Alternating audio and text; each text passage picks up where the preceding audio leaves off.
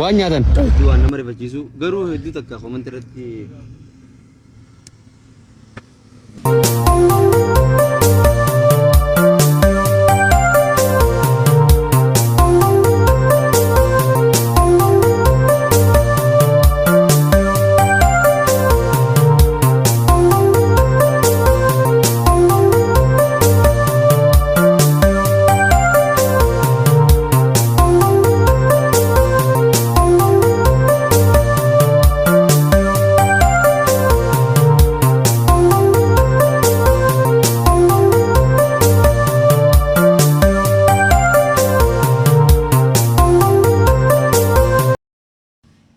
أبان كثير. أبان كانوا ده. رب رحمته أقول في يتامى ده كرتين يانكو يتامى والله يعني دائما كخناتو ميمال بتتوم مالك أسي خنينان هركان كونكوج إيش من إيشن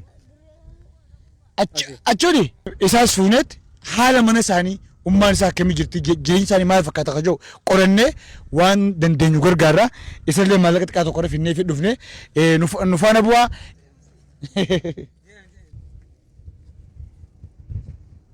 Opa!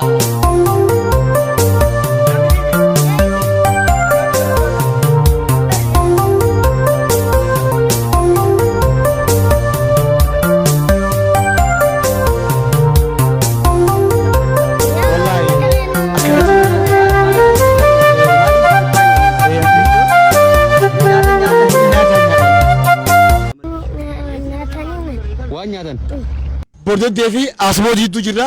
Egaa Mustafaan dhiyeenya kana osoo karaa deemu daa'ima xiqqaa tokko waraabee ture kan viidiyoo kana gubbatti gartanii daa'imni san sooshaal miidiyaa kana gubbatti nama hunda garaa akka malee balleessee waan kun mucaa harkannee mucaan ooluu keessa jira.